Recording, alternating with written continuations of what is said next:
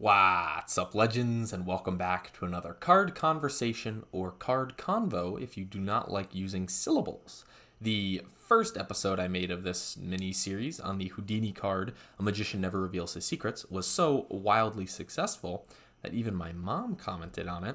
So I said, hey, let's do another. So today we are going to be talking about the Black Widow scheme card, the Moscow Protocol. And for those of you unfamiliar with this little conversation, I decided not to necessarily make a strategy guide on a specific card, but just to talk about a single card from a character's deck that I find particularly interesting, and just diving into why I find that card interesting, and hopefully hear back from some of you about your thoughts on it as well, because some of these new characters especially have some really interesting effects slash mechanics that either work passively or just change like what a card can do.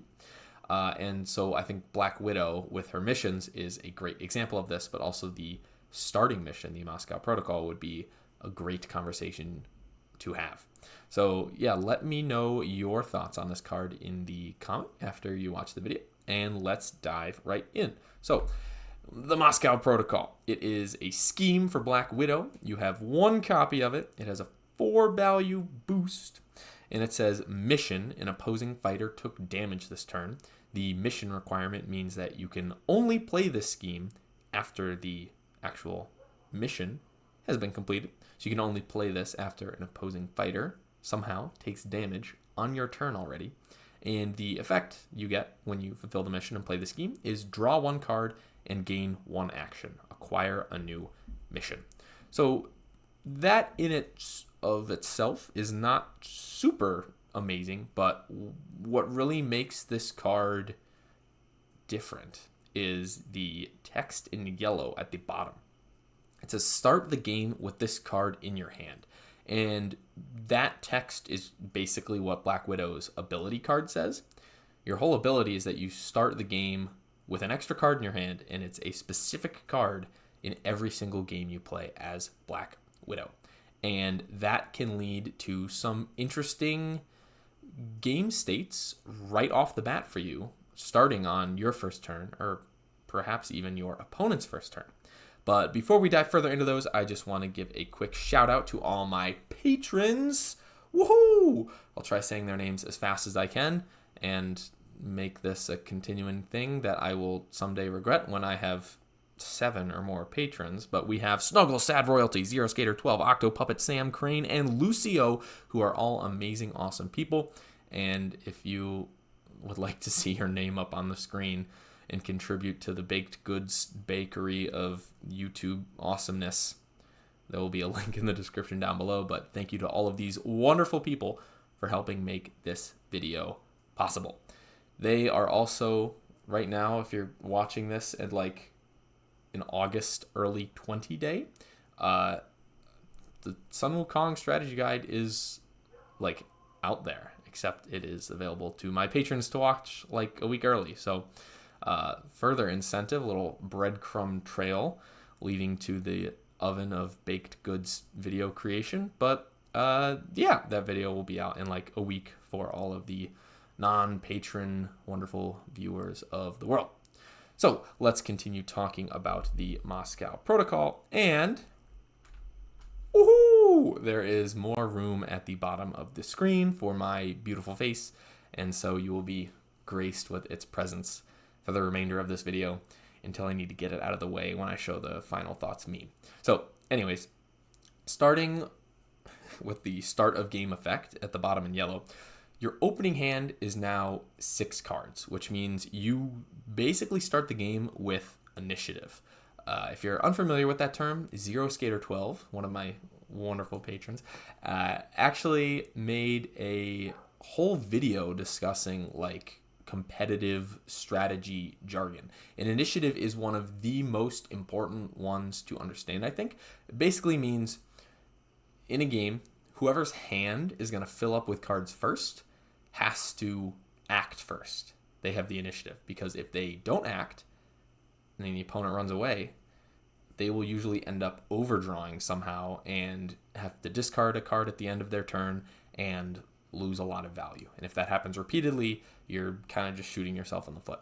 So having initiative means that you generally have more cards than your opponent in hand and generally are forced to act. Of course, things like passes and certain characters with weird exhaustion endgames revolve differently around this concept, but initiative is super important, especially for like the basic fighters that don't really have anything fancy going on in those avenues. But Black Widow, if you're going first in the game, your hand is 6 cards, which means if you just double maneuver, you're going to end your turn with 8 cards in your hand and immediately start the game by discarding a card, which isn't the worst thing considering that you actually have like a 31 card deck. So if you lose a card, you'll go down to 30, but that's still like an extra card, that an extra advantage, an extra thing to use to beat your opponent that you are wasting immediately.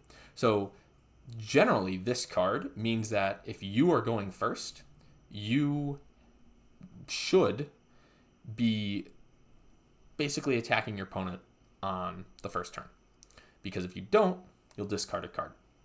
And this can lead to interesting scenarios based on the map, because certain maps, in my head, I'm thinking of like Soho or Sanctum Sanctorum, or even Marmorial in some cases, where your opponent is just a little bit more than a maneuver away from you. There are certain maps like Sarpedon where a ranged character, move 2, could just maneuver, and now they're in the pink zone that player 2 starts in, and you can make an attack very easily. But on certain maps, you will actually have to boost to reach them, which I wouldn't really think of as like wasting a card in the same way that discarding it at the end of your turn would be, just because you're actually like using it to further achieve something. You're making an attack against them, which attacking the person going second before they have a chance to draw cards, especially if they mulliganed, or if you're playing in a format where there are no mulligans, attacking turn 1 as player 1, not always a bad idea, because sometimes I'm going to reference the Bug Hunter Prospero Finals Invisible Man Sinbad game. That can give you a big advantage just based on the way that opening hand, card draw, deck probability, defense drawing works. So boosting, using a card to go in and make an attack, not the same as discarding at the end of your turn. And this scheme in particular, this mission, isn't your best one. So maneuver boosting with this, being able to move 6, I do not think there's a map where a ranged character can move 6 spaces on from their starting position and not be able to hit the enemy. So yeah, basically, if you ditch this card, you're guaranteed to be able to hit the opponent. But we'll talk about why you might not necessarily want to do that later when we're actually talking about the acquire a new mission part of this. But another part of this scheme is that it can't be triggered first action for you, because to my knowledge, I don't know how an opposing fighter would take damage on your turn before you play this card. Like, I'm thinking of schemes, like scheme tokens from the Marvel maps. Like, there's the Electrified Floor and the Helicarrier 2 auto damage, but those would still cost actions to play. You don't have like a Medusa ability where you can ping someone at the start of your turn, She-Hulk throw something at the start of your turn where it deals damage before you've even taken an action. Now, I'm like driving myself crazy because I'm like, I can't say an absolute statement like that and not come off as a Sith or incredibly stupid if I'm wrong. But that's the gamble we're going to take with this one. Like, I'm thinking about it. Maybe I'm missing something obvious, but like, I don't see Black Widow playing this first action, which means you can't play this on your first turn, because if you maneuver in, that's one action. You make an attack, that's another action. You don't have any action gain attacks in your deck except for Fake Out, but that only gives you an action if you lost the combat, meaning you didn't take damage. Although I guess if you're playing someone who can deal damage to themselves from their defense card, then you could play this on your first turn. It's probably an example somewhere in my head, but we're not going to talk about that. What's up, Legends? This is Baked Goods here from the editing booth, and I just want to make a couple points real quick. Number one, I did not take into account maps where you can have your sidekick start in the same zone as the opposing hero. Something like Sherwood would actually allow Maria Hill to make a first action attack on an enemy hero, maybe one of their sidekicks, which would actually allow you to play the Moscow Protocol on your second action on your first turn. But the other thing is, I did think of an example immediately after recording this, as I always do. And there are actually like at least a half a dozen examples of characters that can deal damage to themselves from their own defense card, which would allow Black Widow to play this by maneuvering, attacking with fake out, and then gaining the action from losing the combat, but having the opposing fighter still take damage and being able to play Moscow Protocol on your first turn. There are actually a bunch of examples that are kind of convoluted. So I said, we're going to make this an entire new video, and that will be posted like right after this one. So I just wanted to come in for like a hot minute and just give a little footnote, but yeah, look forward to that one because it's pretty stupid. All right, back to the video.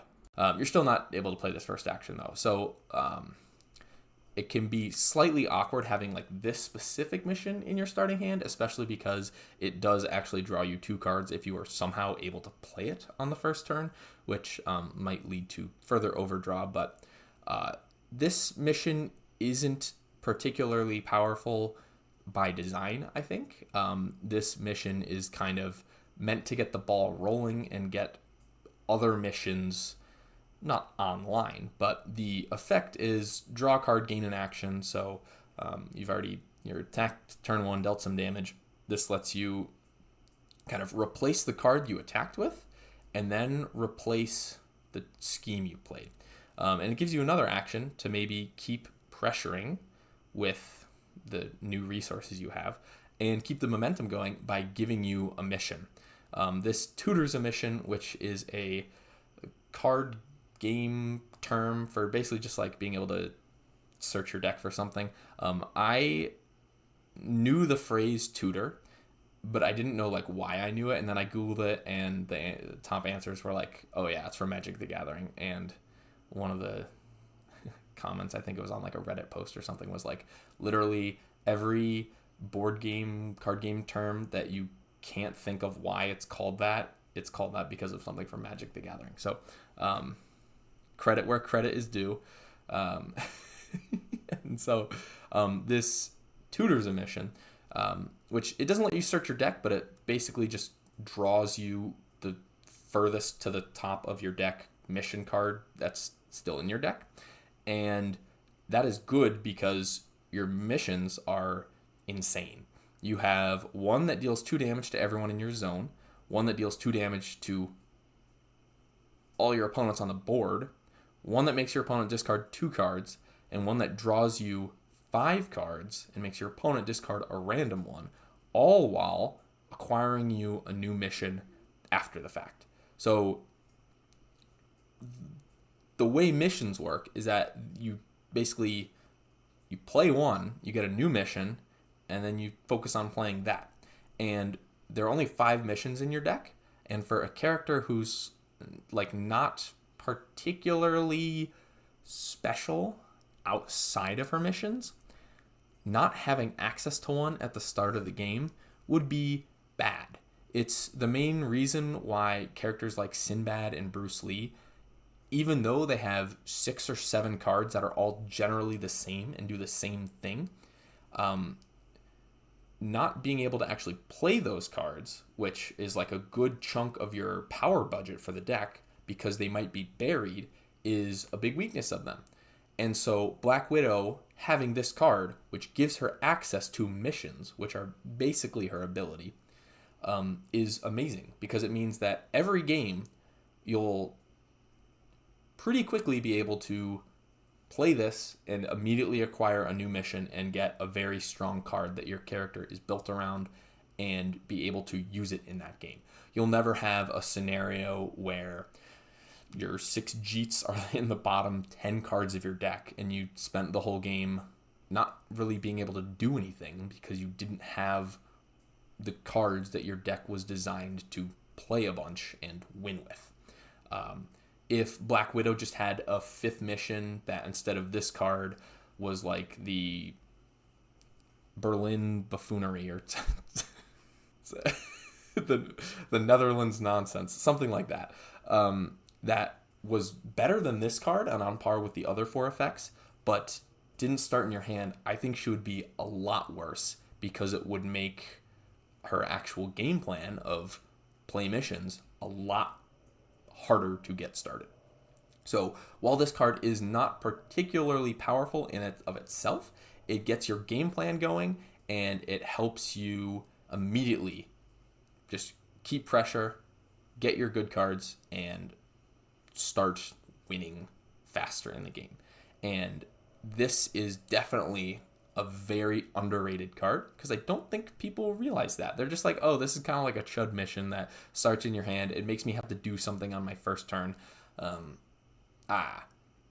But when you actually realize that the most important lines of this card are acquire a new mission and start the game with this card in your hand, maybe that helps you think of Black Widow a little bit differently. One thing I didn't talk about when discussing initiative was what happens when you're going second, because this actually happened to me in my most recent tournament match, Summer, right? Summer of Legends 2023. I was playing against Patrick, and the matchup was my Black Widow versus his Luke Cage. I was going second on Marmorial, and because I started with 6 cards in my hand, what Patrick was able to do was just maneuver away on his first turn. He maneuvered Luke and Misty up into the white top left part of Marmorial on like the high point of the castle, and basically was like, you don't have any passes, so if you don't boost in and hit me, you're gonna waste a card. And so you're basically faced with the same opportunity that you have going first as you do going second, except going second is a little bit worse because your opponent will have more cards in hand than you, so that means if you start aggressing, you're kind of at a disadvantage because they're more stocked up than you. But it just leads to interesting game states right off the bat because you're forced to interact with your opponent, which some characters don't really have to do anything to you until like turn 3 based on the amount of passes they have, which is interesting. I just think it's good for the game that characters are being encouraged to aggress early. So yeah, those are my thoughts on the Moscow Protocol. Definitely let me know what you think about them in the comments and why or why not this is not the best mission in her deck because of that. One quick thing I want to shout out, credit where credit is due. I got called out for being a little bit of a geography, what's the opposite of a know-it-all? Idiot. On my first impressions videos for King and Country, for King and Country, someone called me out, and I thought this was hilarious at the time. They said, you can pronounce the like fake fantasy words on Doctor Strange's cards better than you can pronounce the real locations on Black Widow's missions. And I just want to say, I got. I don't have anything to say to that. I'm just an American fool who doesn't know that much about the rest of the world. But yeah, what a time to be alive. Happy 4th of July, everyone. Woo-hoo-hoo! All right. There's the meme. I got to get rid of my camera. Goodbye, everyone. And my final thoughts. So yeah, this definitely a very like interesting card just because it starts in your opening hand. There's no other decks that have that. I'm sure King Arthur would be a lot better if it said like Excalibur starts in your opening hand, but there are a lot of things higher on the list that would make Arthur better than than just that. But having an extra card in your hand, having an extra specific card in your hand every game, and having that card able to find your other good cards is a really interesting concept, and the fact that it impacts your initiative and how you interact with your opponent right at the beginning of the game, I think is absolutely fascinating. And that card is a lot deeper. There's a lot more going on with it than what would currently meet the eye.